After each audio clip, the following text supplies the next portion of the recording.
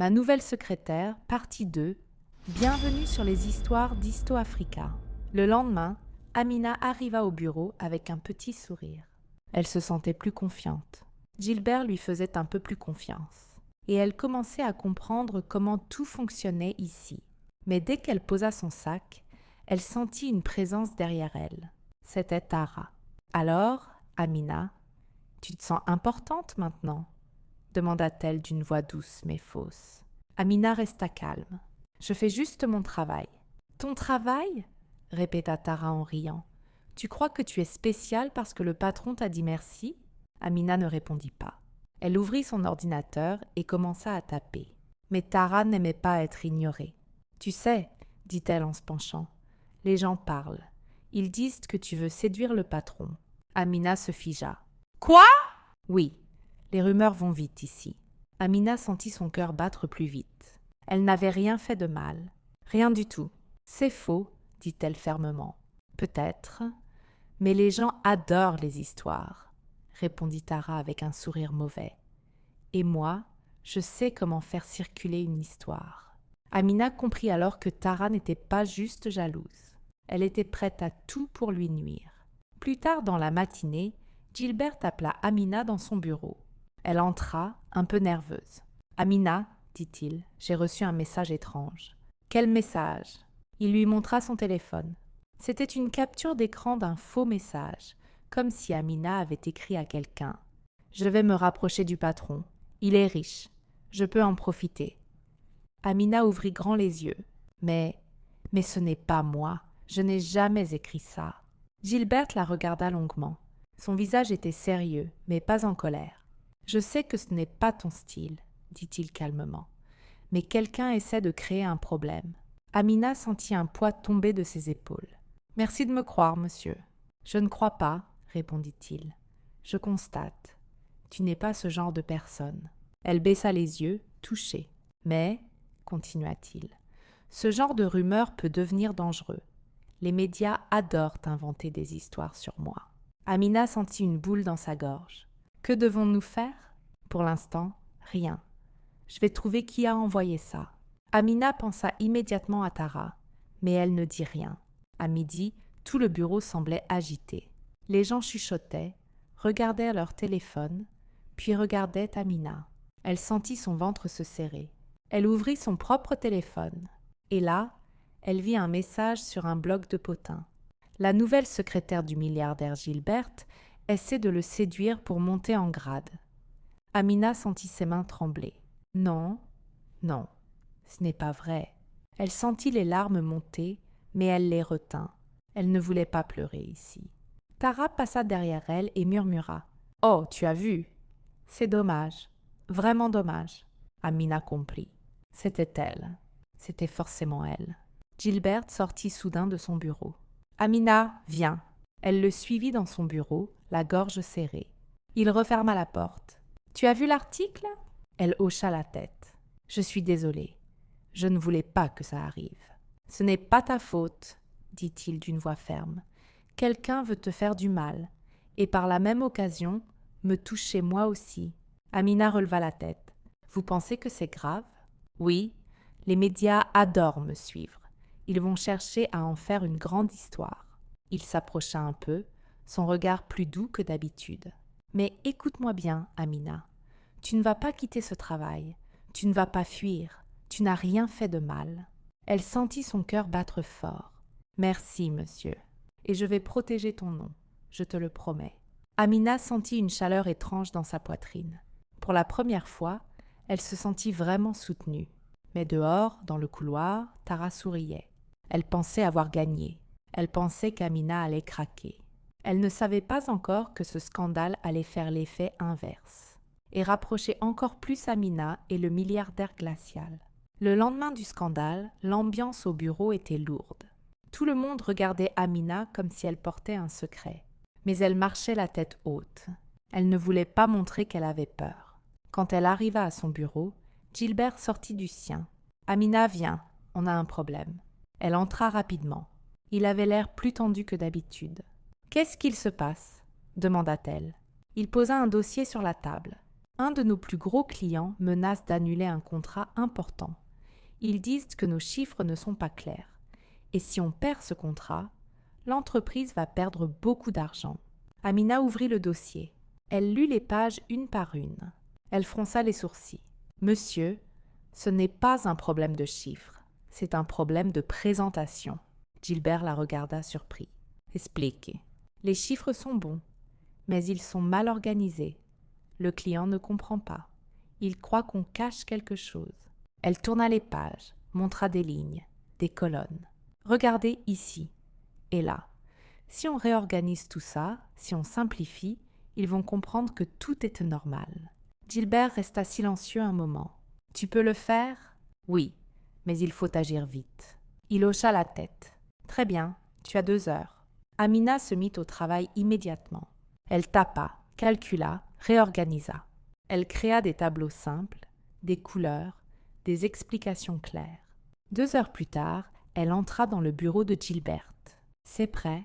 Il prit le dossier, le parcourut. Ses yeux s'ouvrirent un peu plus à chaque page. « Amina, c'est excellent. » Elle sourit. « Merci. Non, tu ne comprends pas. Tu viens de sauver un contrat de plusieurs millions. Tu viens de sauver l'entreprise d'un gros problème. » Amina sentit son cœur battre fort.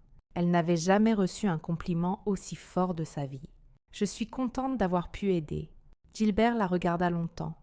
Son regard n'était plus froid. Il était chaud, presque doux. « Tu es vraiment différente, » dit-il. Amina baissa les yeux, un peu gênée. « Je fais juste de mon mieux. »« Non, Amina, tu fais plus que ça. » Il fit un pas vers elle. Elle sentit son cœur s'emballer. « Tu es brillante, et tu es courageuse, et tu es la seule ici qui ose me parler normalement. » Amina releva la tête. Leurs regards se croisèrent. Un silence étrange remplit la pièce. Un silence qui faisait battre le cœur plus vite. Mais soudain, la porte s'ouvrit. Tara entra sans frapper. « Gilbert, j'ai besoin de… » Elle s'arrêta net en voyant la scène. Amina et le patron, debout, proches, très proches. Les yeux de Tara devinrent sombres. « Oh, je vois que je dérange. » Gilbert se redressa. « Tara, ce n'est pas ce que tu crois. »« Bien sûr, » dit-elle avec un sourire mauvais. « Je suis sûre que tout Cotonou va adorer cette histoire. » Amina sentit la peur revenir. Tara allait encore créer des problèmes. Mais cette fois, Gilbert ne resta pas silencieux. « Tara, » dit-il d'une voix ferme, « si tu continues à inventer des histoires, je te renverrai. Immédiatement. » Tara resta bouche bée. Elle n'avait jamais entendu cette voix-là. Elle sortit sans un mot. Amina regarda Gilbert, choquée. « Vous m'avez défendu. »« Évidemment, » répondit-il. « Je ne laisserai personne te faire du mal. » Amina sentit une chaleur monter dans sa poitrine. Quelque chose changeait, quelque chose de fort. Et elle ne savait pas encore que ce changement allait les mener à une scène encore plus intense. Le soir même, après la journée mouvementée, Amina rangeait ses affaires pour rentrer. Elle était fatiguée, mais fière. Elle avait sauvé un contrat important, et Gilbert l'avait défendu devant Tara. Mais alors qu'elle s'apprêtait à partir, la voix du milliardaire résonna derrière elle. « Amina, attends. » Elle se retourna. Il se tenait dans l'ombre du couloir, les mains dans les poches, l'air plus sérieux que jamais. « Vous avez besoin de quelque chose, monsieur ?» demanda-t-elle doucement. « Oui, entre dans mon bureau. » Elle entra. Il referma la porte derrière eux. L'air semblait plus lourd, comme si quelque chose d'important allait se passer. Gilbert s'approcha lentement. « Amina, je dois te parler. » Elle sentit son cœur battre vite. « Je t'écoute. » Il inspira profondément. « Depuis que tu es arrivé ici, tout a changé. Tu me parles comme personne ne le fait. Tu n'as pas peur de moi. Tu travailles mieux que beaucoup de gens ici. Et tu me fais réfléchir. » Amina resta silencieuse, surprise. « Je ne comprends pas, » dit-elle. « Je veux dire, tu me fais sentir des choses que je n'ai pas ressenties depuis longtemps. » Elle sentit ses joues chauffer. « Monsieur, je… » « Laisse-moi finir, » dit-il doucement. « Je sais que je suis dur, je sais que je suis froid, mais avec toi, je ne veux plus l'être. » Amina baissa les yeux. Elle avait envie de sourire, mais elle avait aussi peur. « Monsieur, » dit-elle, « Les gens parlent déjà. Ils inventent des histoires. Si vous dites ça, ça va devenir pire. Je m'en fiche de ce que les gens disent, répondit-il. Je veux juste être honnête avec toi. Il fit un pas de plus. Ils étaient maintenant très proches. Amina, je crois que je suis en train de tomber amoureux de toi. Le cœur d'Amina fit un bond. Elle ne s'attendait pas à entendre ces mots. Pas de lui, pas du milliardaire glacial. Elle leva doucement les yeux vers lui. Moi aussi, je ressens quelque chose, avoua-t-elle. Mais j'ai peur. Peur des rumeurs, peur de Tara, peur de perdre mon travail. Gilberte secoua la tête. Tu ne perdras jamais ton travail. Et pour Tara, je m'en occupe. Ce qui compte, c'est toi. Toi et moi. Un silence doux remplit la pièce. Un silence qui disait plus que 1000 mots. Amina sourit enfin. Alors, que faisons-nous? Il répondit simplement. On avance, ensemble. Lentement, mais ensemble. Elle hocha la tête. D'accord. Il lui tendit la main. Elle la prit. Et pour la première fois, le milliardaire glacial sembla vraiment humain. Le lendemain, tout le bureau apprit que Tara avait été déplacée dans un autre service, loin d'Amina. Les rumeurs commencèrent à disparaître. Et Amina continua son travail, plus confiante que jamais. Gilbert, lui, n'était plus aussi froid. Il parlait plus doucement. Il souriait parfois. Et tout le monde remarqua que quelque chose avait changé en lui. Mais personne ne savait pourquoi, sauf Amina. Les semaines passèrent, puis les mois. Amina devint la personne la plus importante dans l'entreprise après Gilbert. Elle travaillait dur, restait humble, et tout le monde finit par l'aimer. Mais un jour, un nouveau problème arriva. Un concurrent lança une fausse rumeur disant que l'entreprise de Gilbert était en faillite. Les clients paniquèrent. Les investisseurs voulaient retirer leur argent. Gilbert était furieux. Il n'avait jamais vu une attaque aussi dangereuse. « Amina, dit-il, si on ne réagit pas vite, tout peut s'écrouler. » Elle prit les documents, les analysa et trouva une idée simple mais brillante. « Monsieur, dit-elle, on va organiser une conférence publique. On va montrer les vrais chiffres, les vrais projets et prouver que tout va bien. Et c'est moi qui vais préparer le discours. » Gilbert la regarda comme si elle venait de lui donner un trésor. « Fais-le, Amina. » La conférence fut un succès énorme. Les investisseurs applaudirent. Les médias publièrent « La secrétaire qui a sauvé l'Empire à Dandé », encore une fois. Gilbert était fière, très fière. Les années passèrent. Amina devint directrice générale. Gilbert, lui, ne cachait plus ses sentiments. Un soir, sur le toit de leur immeuble, avec les lumières de Cotonou qui brillaient comme des étoiles, il s'agenouilla. « Amina Bello, veux-tu devenir ma femme ?»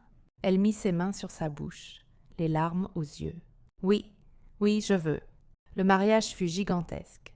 Toute la ville en parla. Des fleurs partout, des invités venus de plusieurs pays, des musiques africaines magnifiques. Gilbert, le milliardaire glacial, souriait comme un enfant. Amina, elle, brillait comme une reine. Ils dansèrent longtemps, main dans la main. Et tout le monde disait « Qui aurait cru que le cœur le plus froid de Cotonou serait réchauffé par une simple secrétaire ?» Les années suivantes furent encore plus belles. Ils eurent 2 enfants, un garçon, Malik, et une fille, Zara. Gilbert devint un père doux et protecteur. Amina, elle, gérait la maison et l'entreprise avec la même intelligence. Le soir, ils jouaient avec leurs enfants. Le matin, ils travaillaient ensemble. Ils formaient une famille forte, unie, heureuse. Et chaque fois que Gilbert regardait Amina, il se disait « Sans elle, je ne serais rien. » Quand 2 personnes ont un bon cœur, du courage et du respect, même les plus grandes montagnes peuvent être déplacées. Merci d'avoir suivi cette histoire jusqu'au bout. Nous espérons qu'elle vous a touché, inspiré et fait réfléchir. Dites-nous en commentaire ce que vous en avez appris et surtout quelles leçons vous retenez. N'oubliez pas de vous abonner, d'activer les notifications et de partager la vidéo avec quelqu'un qui en a besoin. À très bientôt pour une nouvelle histoire pleine d'émotions. C'était Histo Africa, à très bientôt.